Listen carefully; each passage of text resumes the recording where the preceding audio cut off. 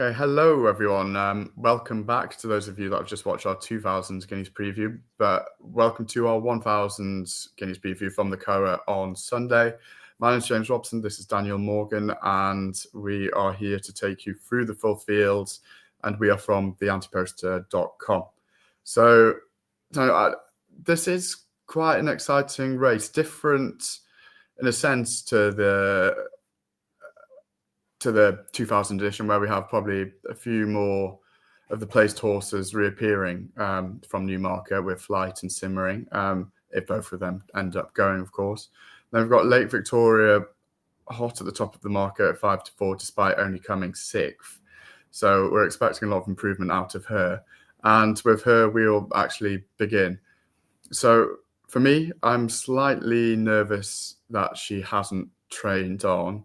She was such a spectacular and brilliant 2-year-old, winning at 6, 7, and 8, and was just, I know she wasn't primed for the race, but was just expecting a little bit more at Newmarket.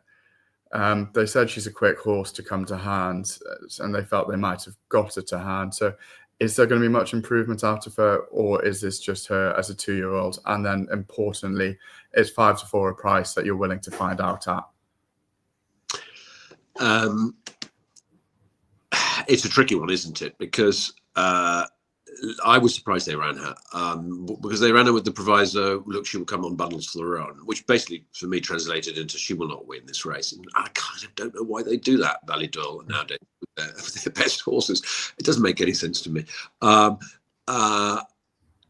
Like you, I always expressed a sort of an agnostic view as to whether or not she's turning into the great 3-year-old that she was a great 2-year-old. We don't know that yet, but she could be.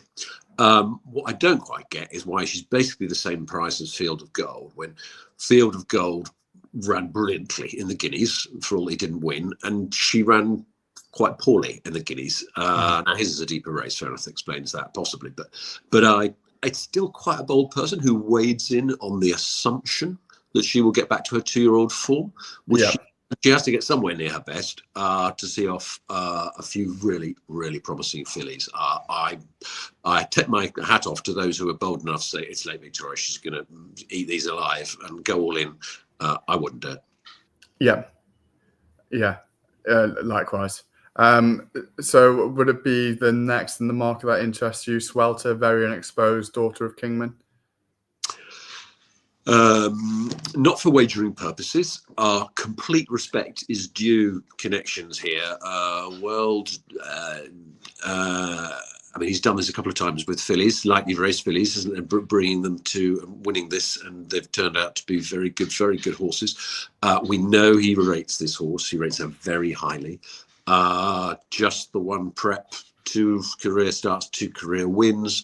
She beat exactly last time out on, I think, both their seasonal debuts.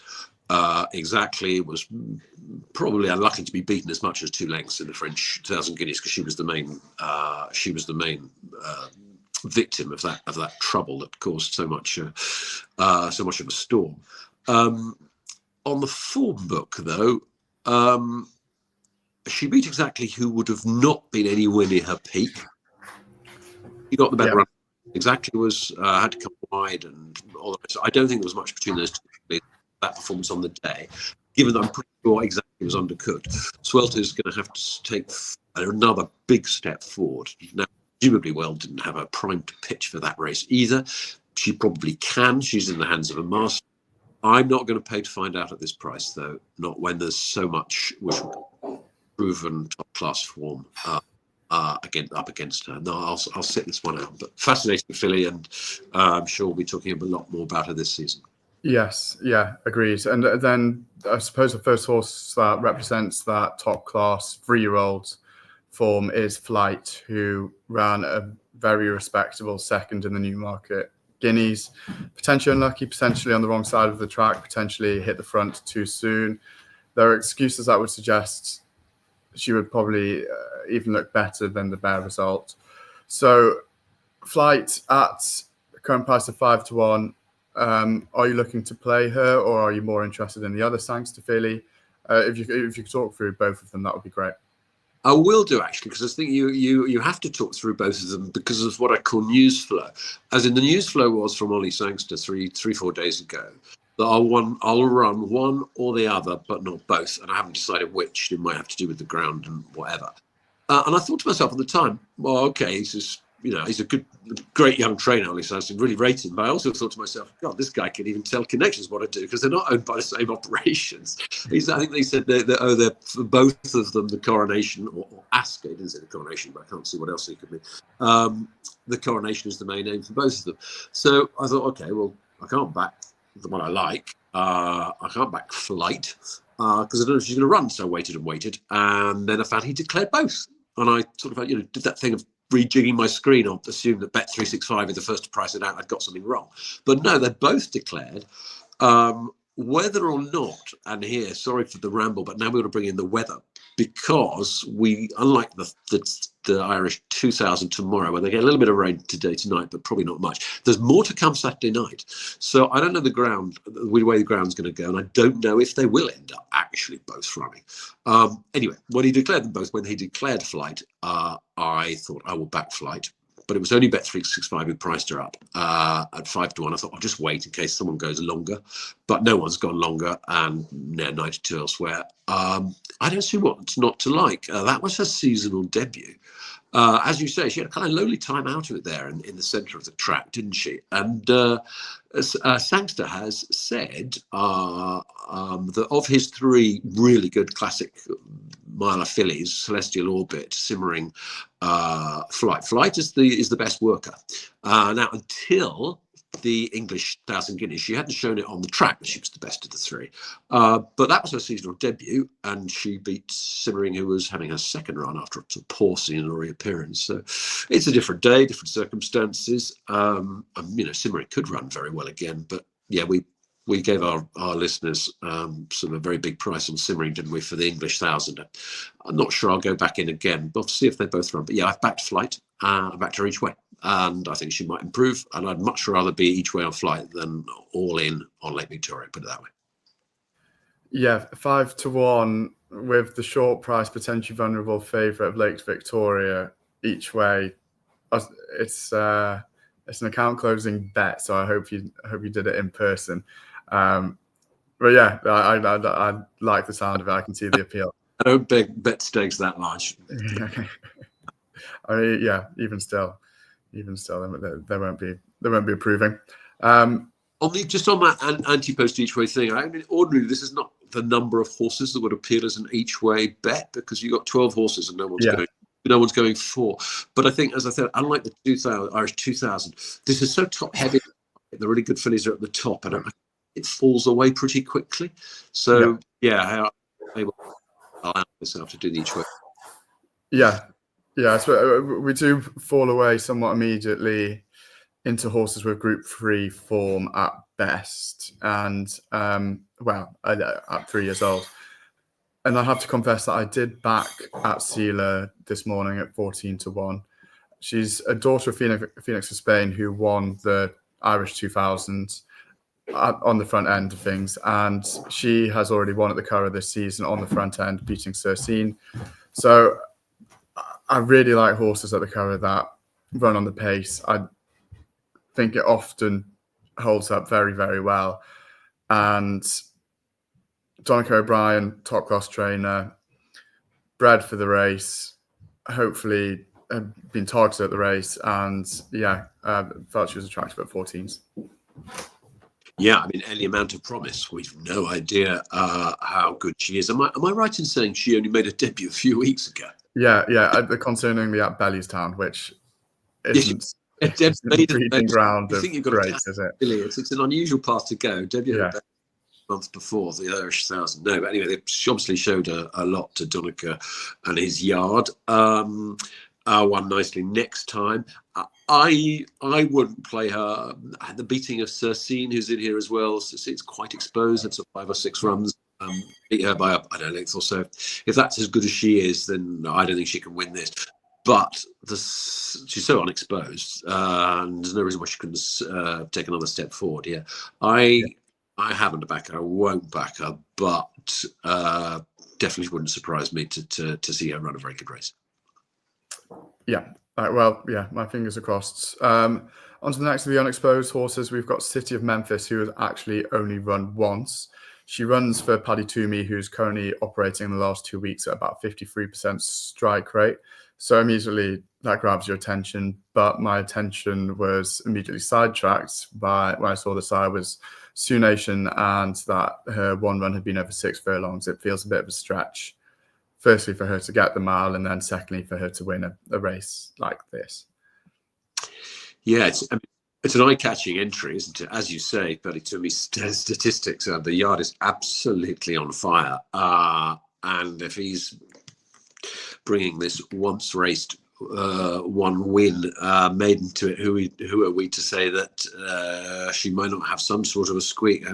Yeah, like you, I won't back it. Kind of look on nervously just in case something amazing happens with this filly. But yeah, no. I think this is probably too much too soon. Yeah. So next horse we're going to talk about January is the other horse that I have backed. She has got an incredible miling pedigree, being by Kingman out of I Can Fly. She's got probably close to the second best juvenile form in this to Lake Victoria, having come second in the Fillies Mile and then second again to Desert Flower. I think only about a length and a half back at Doncaster. Aidan's obviously I'm anticipating you telling me that first time out, Aidan's aren't going to run well, but the way some of his horses ran first time out on the trials would suggest that they're slightly more ready than they were back in the beginning of May and end of April. And I think she's a really quite interesting horse at 20-1. You predict correctly. She's my immediate reaction was no. Then I just looked at a couple of things. Well, firstly, she's still 9 or 10-1 for the Coronation Stakes. She's very strong in some of these races. This clearly is a filly of talent. We know that. And when she was beaten much further by Desert Flower, it was on soft ground. I don't think she would want softening of the ground. That would be an interesting thing to watch the weather. The other interesting, of course, would be the overnight comments from O'Brien. Do we get the ready to start back because she'll come on for a run, but we think she'll run well anyway, kind of thing. In which case, this is just a prep at the highest level, or is it a bit more bullish? The other thing that just occurred to me: you don't think there's a possibility they're sacrificing a good one as a pacemaker, do you? I had done, but again, as I say, I really like horses on the front end of the car. If you remember, I know it's obviously over the Derby trip, but Serpentine was sent out as a pacemaker. Oh, so that was not Serpentine. What was the other one that starts with an S? That won the Irish Derby at 25s. My senile middle-aged mind is as we speak. Yeah, it'll come to us. Yeah, it ran against Enable in that free run of King George of Japan. What's it? Yeah. Anyway, moving on. It can be done at the Curragh. Pacemakers from the O'Brien yards can go on and win at big prices. Yeah, again, I do see. I mean, you can get 28-1 on her for a horse with her junior form. That is big. As I say, let's see what the vibes are from the yard on the night before. Interesting. Yeah. I think she has been cut into 20s, unfortunately, but still maybe be attractive. And yeah, well, one to follow in the market. If the money comes for her, I'll be feeling very, very excited about it.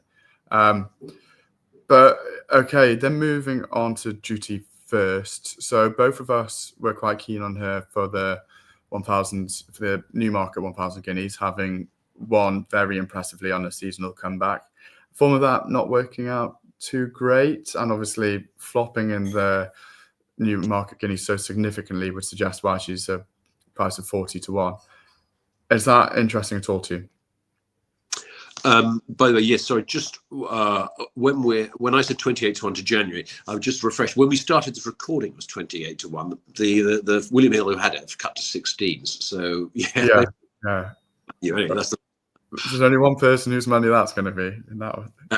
That'll be my £5 each way. Okay. Duty First, having done my squirrely wheel again, is available at 40-1.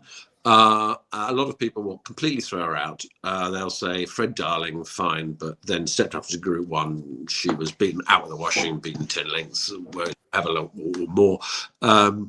I would say hold on. She won the Fred Darling really, really impressively.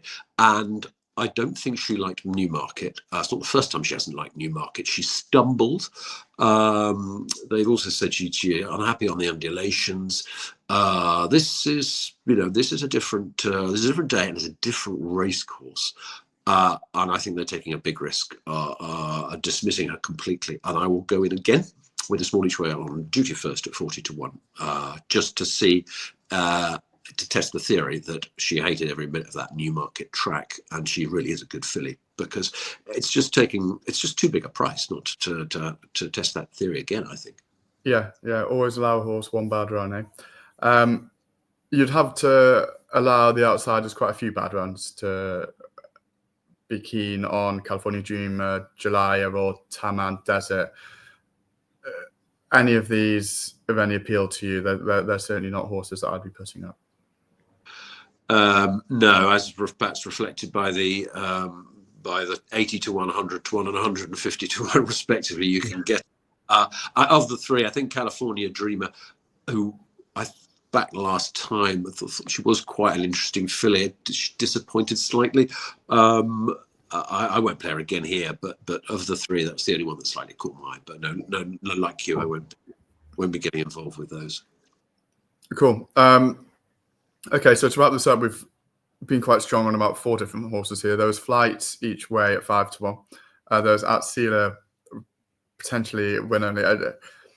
Depends how you like to bet. I backed it win only at 14s, already out to 16s actually since starting. And I can see Flight's out to 11-2. Someone must have that's William Hill, have pushed her out. So you can get an extra 50p when she places. January, money's coming. Do like January at 20s, and then finally a strong word to Duty First at 40s. So hopefully one of the 4 can land us a place and do us well. Is there anything you'd like to add before we wrap up? No, that pretty much covers it. I'll play Flight and Duty First, and just see if Simmering stays in and there's bullish and she drifts. I might have a few pennies on. Yeah. My only other comment would be that I'm scratching my head and do not know what to do with the other Group 1 on Sunday, the Tattersall's Gold Cup. It's a great race, isn't it? It's a great race. I have no idea who's going to come out on top in the rematch between Los Angeles and White Birch. Then you've got Kelp, Ghostwriter, and Matt, Champion Stakes winner. It's and it doesn't stop there. It's from a race that is normally such a weak Group 1. It's an absolute cracker. Unfortunately, I really have nothing to say about it because I have absolutely no idea what's going to happen. No. I mean, all in all, it's actually quite a fascinating weekend of racing, this one. Absolutely. Quite a few different interesting things. We've got our Commonwealth Cup selection, our Arizona Blaze, running at Haydock, so I'll be keeping a keen eye on her. But yeah, thank you very much for watching, everyone. I hope you enjoy the weekend as much as we are anticipating doing so. And yeah, remember to give us a like, comment, let us know who you've picked. Always interested to hear your thoughts, and visit theantiposter.com to get the first listen to our selections. I see the 28-1 that was put up or thought of this morning has already been backed in. So in order to get those prices, do follow us on X and do follow us on our website. Right. Thank you very much and goodbye.